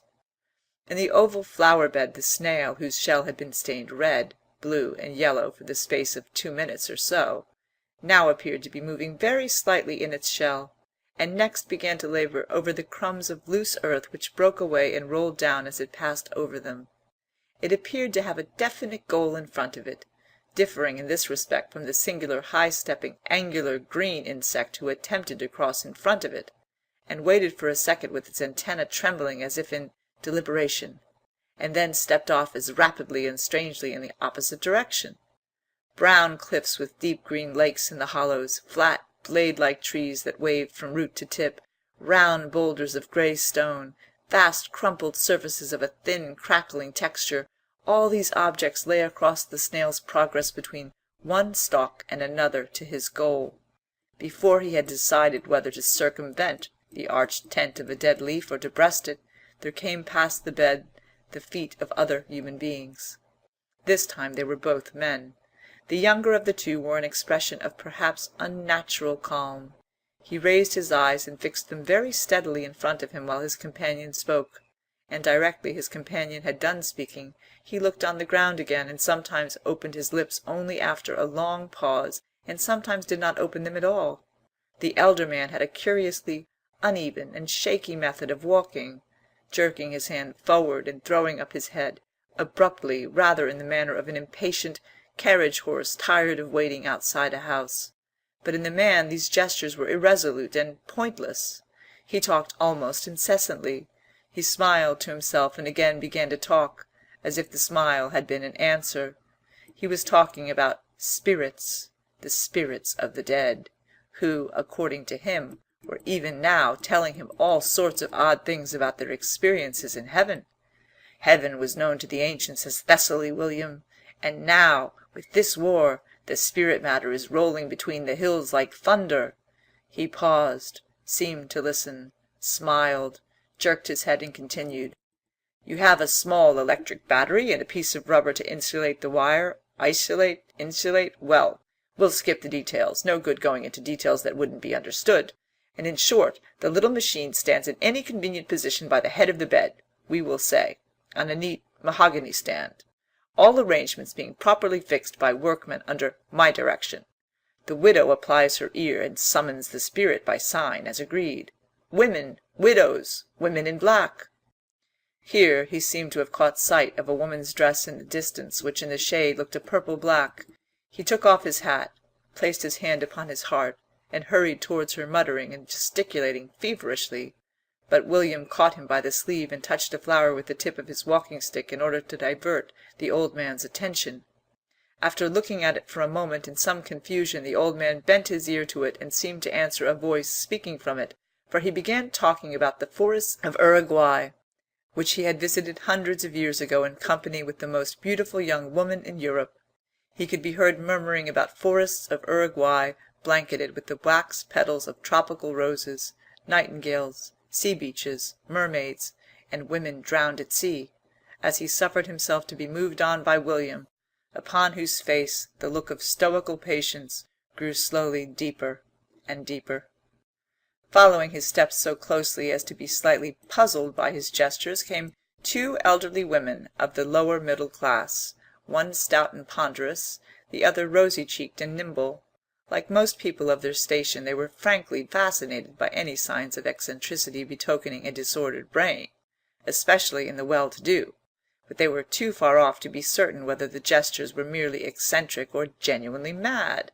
After they had scrutinized the old man's back in silence for a moment, and given each other a queer, sly look, they went on energetically piecing together their very complicated dialogue.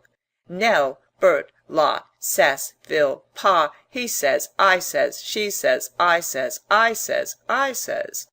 My Bert, Sis, Bill, Grandad, the old man, sugar, sugar, flour, kippers, greens, sugar, sugar, sugar.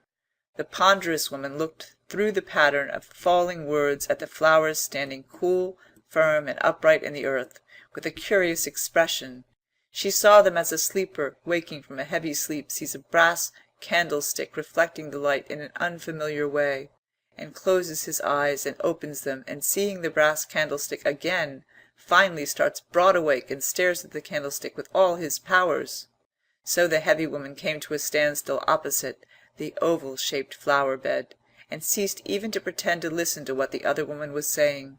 She stood there letting the words fall over her, swaying the top part of her body slowly backwards and forwards, looking at the flowers. Then she suggested that they should find a seat and have their tea.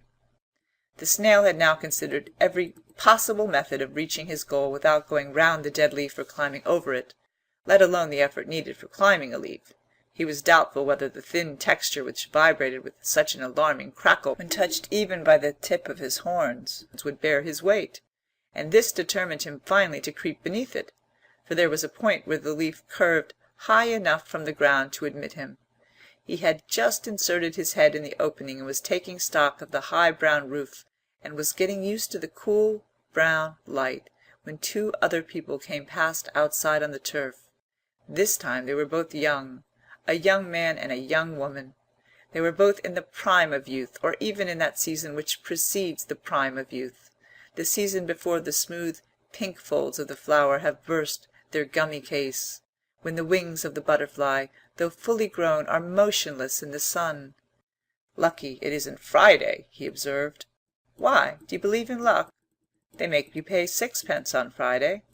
"What's 6 pence, anyway? Isn't it worth 6 pence?" "What's it? What do you mean by it?" "Oh, anything. I mean, you know what I mean."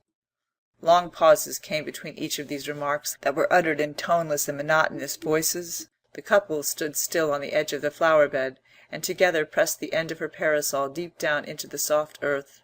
The action and the fact that his hand rested on the top of hers expressed their feelings in a strange way, as these short insignificant words also expressed something, words with short wings for their heavy body of meaning, inadequate to carry them far, and thus alighting awkwardly upon the very common objects that surrounded them, and were to their inexperienced touch so massive.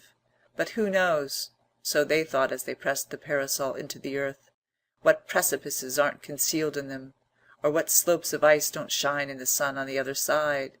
Who knows? Who has ever seen this before? Even when she wondered what sort of tea they gave you at Kew, he felt that something loomed up behind her words, and stood vast and solid behind them, and the mist very slowly rose and uncovered. Oh, heavens! What were those shapes? Little white tables and waitresses who looked first at her and then at him, and there was a bill that he would pay with a real 2-shilling piece, and it was real, all real, he assured himself, fingering the coin in his pocket, real to everyone except to him and to her. Even to him it began to seem real, and then, but it was too exciting to stand and think any longer, and he pulled the parasol out of the earth with a jerk, and was impatient to find a place where one had tea with other people, like other people. "Come along, Trissy, it's time we had our tea." "Wherever does one have one's tea?" she asked with the oddest thrill of excitement in her voice, looking vaguely round and letting herself be drawn on down the grass patch, trailing her parasol, turning her head this way and that way, forgetting her tea, wishing to go down there and then down there, remembering orchids and cranes among wildflowers, a Chinese pagoda, and a crimson-crested bird, but he bore her on. Thus one couple after another, with much the same irregular and aimless movement, passed the flower-bed and were enveloped in layer after layer of green-blue vapour, in which at first their bodies had substance and a dash of colour, but later both substance and colour dissolved in the green-blue atmosphere. How hot it was! So hot that even the thrush chose to hop, like a mechanical bird, in the shadow of the flowers, with long pauses between one movement and the next. Instead of rambling vaguely, the white butterflies danced one above another, making with their white shifting flakes the outline of a shattered marble column above the tallest flowers. The glass roofs of the palm-house shone as if a whole market-full of shiny green umbrellas had opened in the sun, and in the drone of the aeroplane the voice of the summer sky murmured its fierce soul. Yellow and black, pink and snow-white, shapes of all these colours, men, women, and children, were spotted for a second upon the horizon, and then, seeing the breadth of yellow that lay upon the grass, they wavered and sought shade beneath the trees, dissolving like drops of water in the yellow and green atmosphere, staining it faintly with red and blue. It seemed as if all gross and heavy bodies had sunk down in the heat, motionless, and lay huddled upon the ground, but their voices went wavering from them, as if they were flames lolling from the thick waxen bodies of candles. Voices, yes, voices, wordless voices, breaking the silence suddenly with such depth of contentment, such passion of desire, or, in the voices of children, such freshness of surprise, breaking the silence. But there was no silence. All the time the motor omnibuses were turning their wheels and changing their gear, like a vast nest of Chinese boxes, all of wrought steel, turning ceaselessly one within another. The city murmured, on top of which the voices cried aloud, and the petals of myriads of flowers flashed their colours into the air. End of Kew Gardens. Recording by Liz Morant. Port Richey, Florida. lizmorant@gmail.com. The mark on the wall. Perhaps it was the middle of January in the present year that I first looked up and saw the mark on the wall. In order to fix a date, it is necessary to remember what one saw. So now I think of the fire, the steady film of yellow light upon the page of my book, the 3 chrysanthemums in the round glass bowl on the mantelpiece. Yes, it must have been the winter time, and we had just finished our tea, for I remember that I was smoking a cigarette when I looked up and saw the mark on the wall for the first time. I looked up through the smoke of my cigarette, and my eye lodged for a moment upon the burning coals, and that old fancy of the crimson flag flapping from the castle tower came into my mind, and I thought of the cavalcade of red knights riding up the side of the black rock. Rather to my relief, the sight of the mark interrupted the fancy, for it is an old fancy, an automatic fancy, made as a child perhaps. The mark was a small round mark, black upon the white wall, about 6 or 7 inches above the mantelpiece. How readily our thoughts swarm upon a new object, lifting it a little way, as ants carry a blade of straw so feverishly, and then leave it. If that mark was made by a nail, it can't have been for a picture. It must have been for a miniature. The miniature of a lady with white powdered curls, powder-dusted cheeks, and lips like red carnations. A fraud, of course, for the people who had this house before us would have chosen pictures in that way, an old picture for an old room. That is the sort of people they were. Very interesting people, and I think of them so often, in such queer places, because one will never see them again, never know what happened next. They wanted to leave this house because they wanted to change their style of furniture, so he said, and he was in process of saying that in his opinion art should have ideas behind it, when we were torn asunder, as one is torn from the old lady about to pour out tea, and the young man about to hit the tennis ball in the back garden of the suburban villa as one rushes past in the train. But as for that mark, I'm not sure about it. I don't believe it was made by a nail after all. It's too big, too round for that. I might get up, but if I got up and looked at it, 10 to 1 I shouldn't be able to say for certain, because once a thing's done, no one ever knows how it happened. Oh, dear me, the mystery of life, the inaccuracy of thought, the ignorance of humanity. To show how very little control of our possessions we have, what an accidental affair this living is after all our civilization, let me just count over a few of the things lost in one lifetime, beginning, for that seems always the most mysterious of losses. What cat would gnaw, what rat would nibble 3 pale blue canisters of book-binding tools? Then there were the bird cages, the iron hoops, the steel skates, the Queen Anne's coal scuttle, the bagatelle board, the hand organ, all gone, and jewels too, opals and emeralds. They lie about the roots of turnips. What a scraping, paring affair it is, to be sure. The wonder is that I've any clothes on my back, that I sit surrounded by solid furniture at this moment.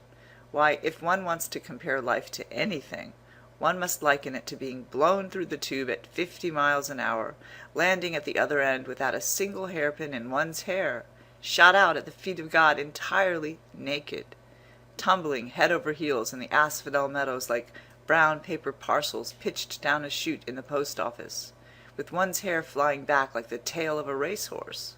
Yes, that seems to express the rapidity of life, the perpetual waste and repair, all so casual, all so haphazard. But after life, the slow pulling down of thick green stalks, so that the cup of the flower, as it turns over, deluges one with purple and red light. Why, after all, should one not be born there as one is born here, helpless, speechless, unable to focus one's eyesight, groping at the roots of the grass, at the toes of the giants? As for saying which are trees and which are men and women, or whether there are such things, that won't be in a condition to do for 50 years or so. There will be nothing but spaces of light and dark, intersected by thick stalks, and rather higher up, perhaps, rose-shaped blots of an indistinct color, dim pinks and blues, which will, as time goes on, become more definite, become I don't know what. And yet that mark on the wall is not a hole at all. It may even be caused by some round black substance, such as a small rose leaf left over from the summer, and I, not being a very vigilant housekeeper, look at the dust on the mantelpiece, for example, the dust which, so they say, buried Troy 3 times over, only fragments of pots utterly refusing annihilation, as one can believe. The tree outside the window taps very gently on the pane. I want to think quietly, calmly, spaciously, never to be interrupted, never to have to rise from my chair, to slip easily from one thing to another without any sense of hostility or obstacle.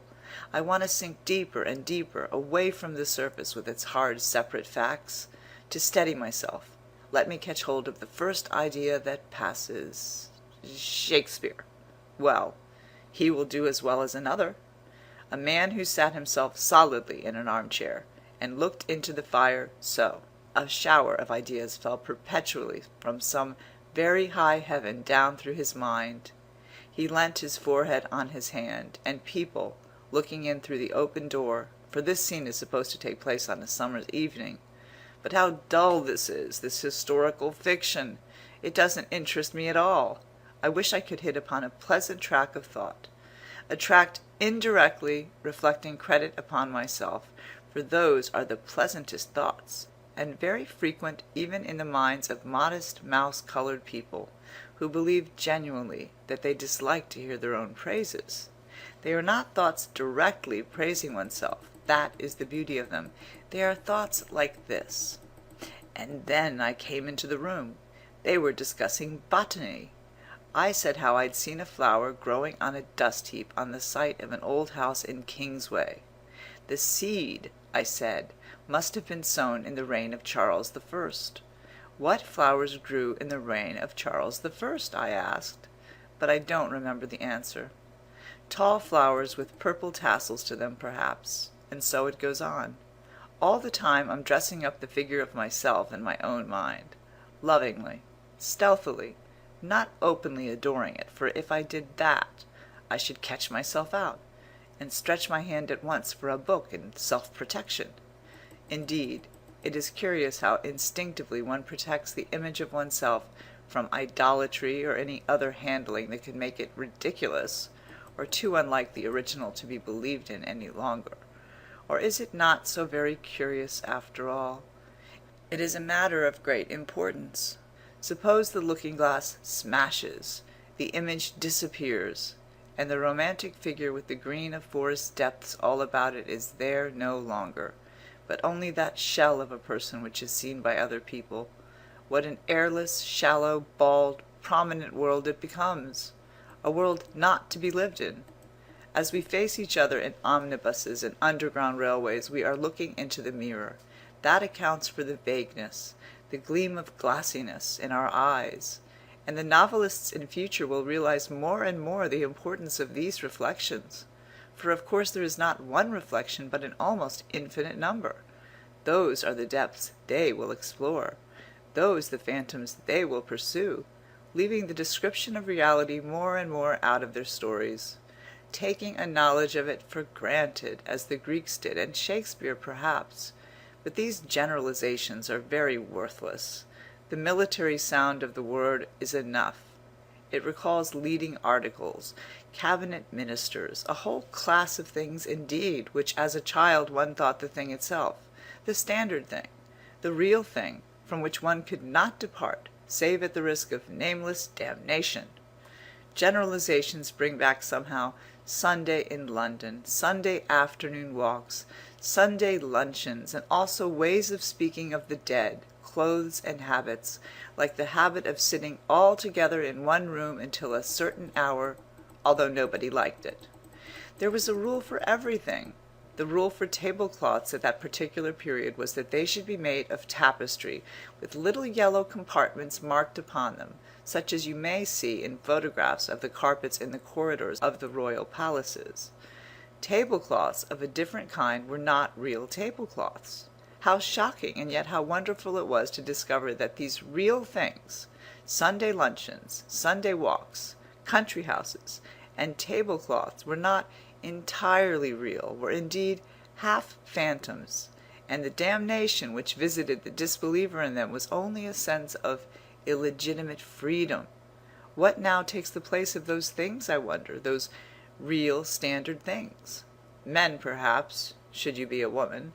The masculine point of view which governs our lives, which sets the standard, which establishes Whitaker's table of precedency, which has become, I suppose, since the war, half a phantom to many men and women, which soon, one may hope, will be laughed into the dustbin where the phantoms go, the mahogany sideboards and the Landseer prints, gods and devils, hell and so forth, leaving us all with an intoxicating sense of illegitimate freedom, if freedom exists. In certain lights that mark on the wall seems actually to project from the wall, nor is it entirely circular.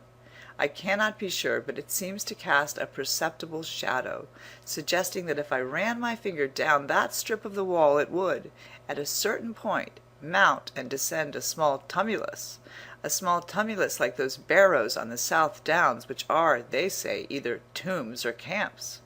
Of the two, I should prefer them to be tombs, desiring melancholy like most English people, and finding it natural at the end of a walk to think of the bones stretched beneath the turf. There must be some book about it.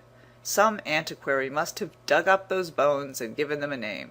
What sort of a man is an antiquary, I wonder? Retired colonels, for the most part, I dare say, leading parties of aged labourers to the top here, examining clods of earth and stone, and getting into correspondence with the neighbouring clergy, which, being opened at breakfast time, gives them a feeling of importance. And the comparison of arrowheads necessitates cross-country journeys to the county towns, an agreeable necessity both to them and to their elderly wives, who wish to make plum jam, or to clean out the study, and have every reason for keeping that great question of the camp or the tomb in perpetual suspension, while the colonel himself feels agreeably philosophic in accumulating evidence on both sides of the question. It is true that he does finally incline to believe in the camp, and, being opposed, indites a pamphlet which he is about to read at the quarterly meeting of the local society when a stroke lays him low, and his last conscious thoughts are not of wife or child, but of the camp and that arrowhead there, which is now in the case at the local museum, together with the foot of a Chinese murderess, a handful of Elizabethan nails, a great many Tudor clay pipes, a piece of Roman pottery, and the wine glass that Nelson drank out of, proving I really don't know what. No, nothing is proved, nothing is known, and if I were to get up at this very moment and ascertain that the mark on the wall is really, what shall we say, the head of a gigantic old nail, driven in 200 years ago, which has now, owing to the patient attrition of many generations of housemaids, revealed its head above the coat of paint, and is taking its first view of modern life in the sight of a white-walled, fire-lit room, what should I gain? Knowledge? Matter for further speculation? I can think sitting still as well as standing up. And what is knowledge? What are our learned men save the descendants of witches and hermits who crouched in caves and in woods brewing herbs, interrogating shrew mice and writing down the language of the stars? And the less we honour them as our superstitions dwindle and our respect for beauty and health of mind increases, yes, one could imagine a very pleasant world, a quiet, spacious world, with the flowers so red and blue in the open fields, a world without professors or specialists or housekeepers with the profiles of policemen, a world which one could slice with one's thought as a fish slices the water with his fin, grazing the stems of the water lilies, hanging suspended over nests of white sea eggs. How peaceful it is down here, rooted in the centre of the world and gazing up through the grey waters with their sudden gleams of light and their reflections. If it were not for Whitaker's almanac, if it were not for the table of precedency, I must jump up and see for myself what that mark on the wall really is. A nail, a rose leaf, a crack in the wood? Here is nature once more at her old game of self-preservation. This train of thought, she perceives, is threatening mere waste of energy, even some collision with reality, for who will ever be able to lift a finger against Whitaker's table of precedency? The Archbishop of Canterbury is followed by the Lord High Chancellor. The Lord High Chancellor is followed by the Archbishop of York. Everybody follows somebody. Such is the philosophy of Whitaker. And the great thing is to know who follows whom. Whitaker knows, and let that, so nature counsels, comfort you, instead of enraging you. And if you can't be comforted, if you must shatter this hour of peace, think of the mark on the wall. I understand nature's game, her prompting to take action as a way of ending any thought that threatens to excite or to pain. Hence, I suppose, comes our slight contempt for men of action, men we assume who don't think. Still, there's no harm in putting a full stop to one's disagreeable thoughts by looking at a mark on the wall. Indeed, now that I have fixed my eyes upon it, I feel that I have grasped a plank in the sea. I feel a satisfying sense of reality which at once turns the two archbishops and the Lord High Chancellor to the shadows of shades. Here is something definite, something real. Thus, waking from a midnight dream of horror, one hastily turns on the light and lies quiescent, worshipping the chest of drawers, worshipping solidity, worshipping reality, worshipping the impersonal world which is a proof of some existence other than ours. That is what one wants to be sure of. Wood is a pleasant thing to think about. It comes from a tree, and trees grow, and we don't know how they grow. For years and years they grow, without paying any attention to us. In meadows, in forests, and by the side of rivers, all things one likes to think about. The cows swish their tails beneath them on hot afternoons. They paint rivers so green that when a moorhen dives one expects to see its feathers all green when it comes up again. I like to think of the fish balanced against the stream like flags blown out, and of water beetles slowly raising domes of mud upon the bed of the river. I like to think of the tree itself, first the close dry sensation of being wood, then the grinding of the storm, then the slow delicious ooze of sap. I like to think of it too on winter's nights, standing in the empty field with all leaves close furled, nothing tender exposed to the iron bullets of the moon, a naked mast upon an earth that goes tumbling, tumbling all night long. The song of birds must sound very loud and strange in June, and how cold the feet of insects must feel upon it, as they make laborious progresses up the creases of the bark, or sun themselves upon the thin green awning of the leaves, and look straight in front of them with diamond-cut red eyes. One by one the fibres snap beneath the immense cold pressure of the earth, then the last storm comes, and falling, the highest branches drive deep into the ground again. Even so, life isn't done with. There are a million patient, watchful lives still for a tree, all over the world, in bedrooms, in ships, on the pavement, lining rooms where men and women sit after tea, smoking cigarettes. It is full of peaceful thoughts, happy thoughts, this tree. I should like to take each one separately, but something is getting in the way. Where was I? What has it all been about? A tree, a river, the downs, Whitaker's Almanac, the fields of asphodel? I can't remember a thing. Everything's moving, falling, slipping, vanishing. There is a vast upheaval of matter. Someone is standing over me and saying, "I'm going out to buy a newspaper." Yes, though it's no good buying newspapers. Nothing ever happens. Curse this war. God damn this war. All the same, I don't see why we should have a snail on our wall. Ah, the mark on the wall. It was a snail. End of The Mark on the Wall. Reading by Elizabeth Morant. lizmorant@gmail.com. End of Monday or Tuesday by Virginia Woolf.